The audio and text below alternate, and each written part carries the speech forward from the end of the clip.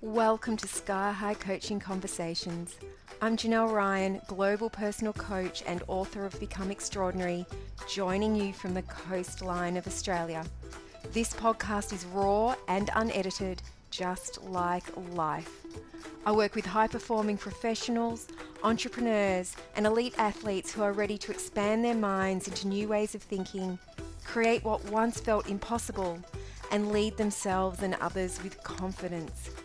If you're a self-led human who loves growth, truth, intuition, and a lot of laughs, you're in the right place.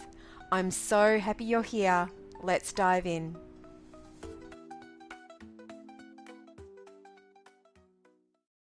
Hello and welcome back. I'm so happy you're here. Today we are diving into a conversation around comparison, envy, and finding your own path. And it's a direct result of an email I received from a beautiful woman named Emily. Thank you, Emily. Emily wrote, "How do I stop comparing myself to other people? Comparing myself to others has gone beyond what I consider harmless tiny bouts of, oh, having that would be nice, and morphed into a tidal wave of pure envy that renders me unable to socialize with some of my friends. The pain of seeing what they have and what I do not is too upsetting for me. Logically, I know everyone is on their own path and not everyone's lives are perfect. But the overwhelming feeling of lack and jealousy is causing me to feel disempowered, hopeless, and doubtful about my future. I need some help. Thank you." Whew. Dear Emily, great question. And one I know many people can relate to. Let's dive in.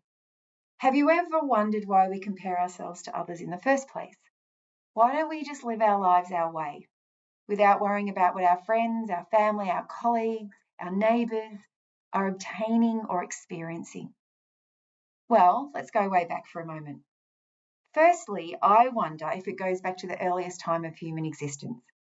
When the weakest member of a nomadic tribe was left behind, they were most likely eaten by a mammoth or killed by another human from maybe a rival tribe. Do we have a biological need to ensure we're not the weakest in the tribe? Because in early human evolution, being chosen by the group meant survival. Belonging wasn't a nice to have, it was life or death.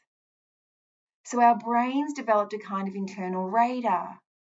How am I doing compared to everyone else? Am I safe here? Am I liked? Am I accepted? Am I loved? Do I fit? And that radar hasn't disappeared. We've simply modernized what we measure.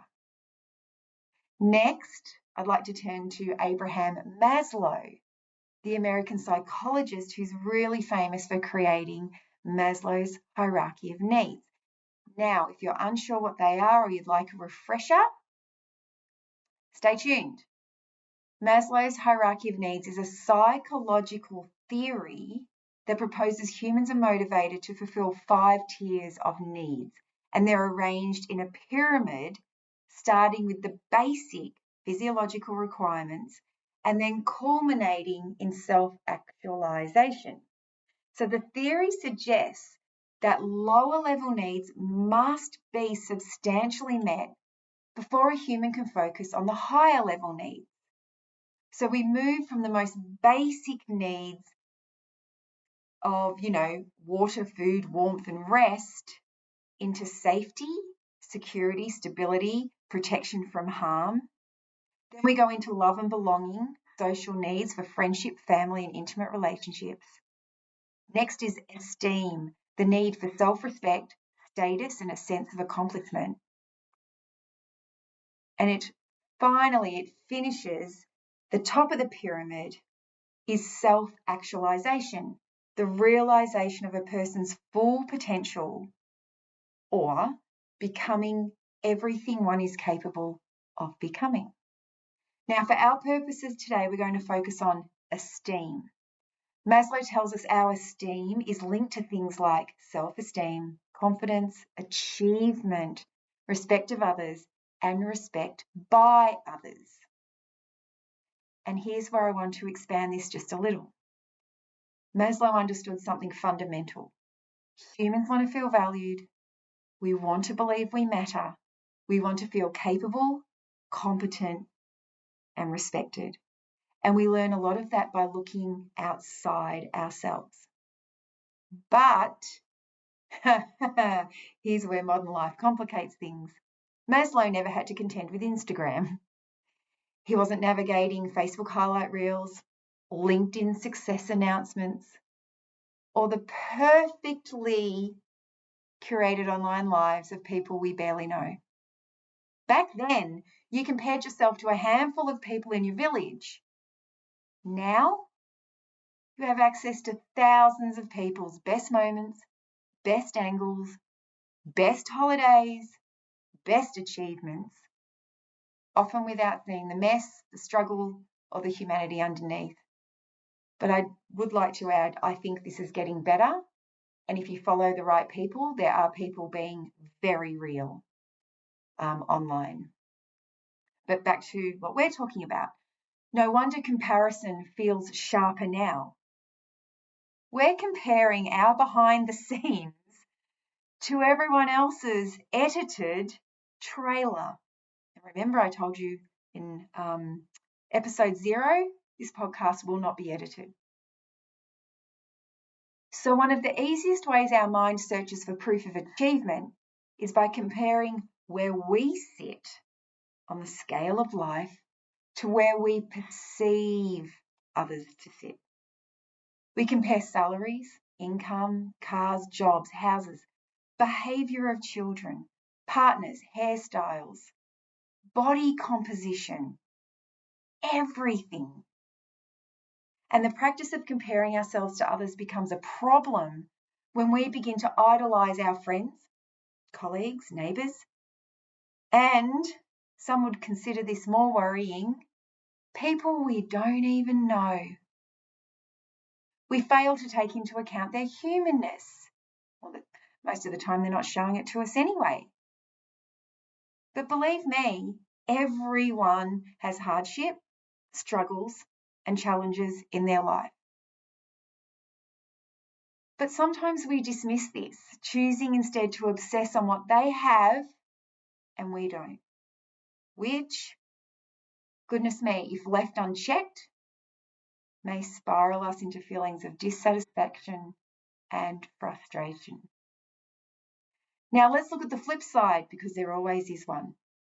Measuring where we sit can actually be healthy and positive when it motivates us to move forward, challenge ourselves, and achieve something we want in our lives.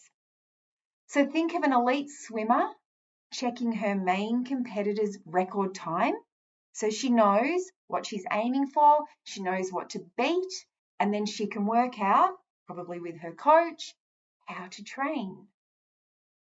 Or a student aiming to achieve ducks in his course. This practice can also be a great way to clarify your vision. If you do find yourself feeling envious of someone, check in with yourself. Get curious. Start some self-coaching. Ask yourself, what am I actually envious about? What is it they have that I'd love to experience in my own life? Dive in, find the answer, then decide what you're going to do with that information. Then let the feeling go. Take action. And I'm going to give you some more tips for letting go of unhealthy comparisons to others. 6, in fact. Number 1, oh my gosh, so important. Be grateful for what you have. Be grateful for everything you have in your life. Believe me, there are people going through hardships you would never wish to face. Number 2, work out your top 5 values and live in alignment with them every single day. If you can put your head on the pillow at night knowing that you lived in alignment with your own values, you will sleep so soundly and you won't be comparing yourself to anyone else. You'll only be worrying about if you're in alignment. Number 3, please ban the word should from your vocabulary. There's no should. There's just what you want to do, what you love to do, your desires.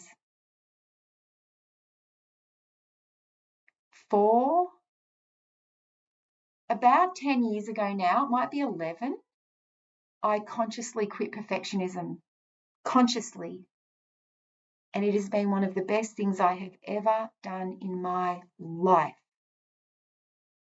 Oh my gosh, the freedom. So that's number 4. Let go of perfectionism. Embrace humanism in yourself and others. 5, dive inwards and deepen your self-love. And there are many ways to do this. Journaling, meditation, books, other podcasts, this podcast, programs, courses, working with people like me. And finally, number 6, remember you are in one chapter of your life right now. The book isn't closed yet. Get clear on your vision for your life and stay on the path.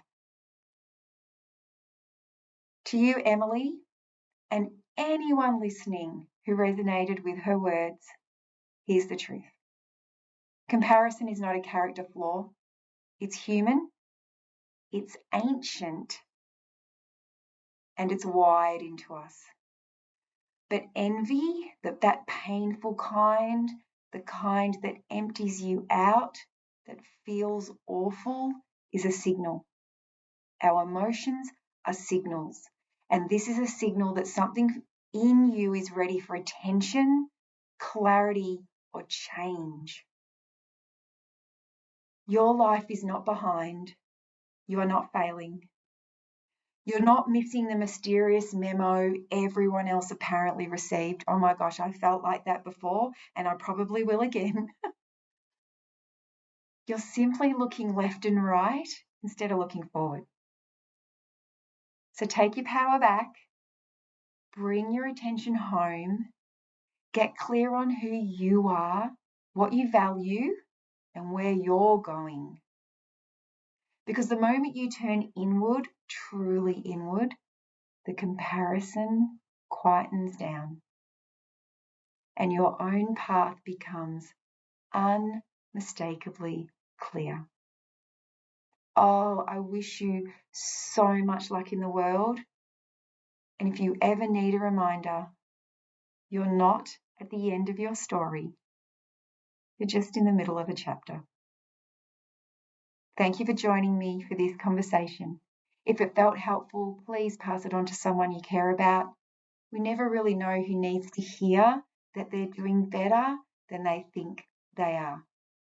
Keep expanding, creating, and leading, and I'll see you in the next episode.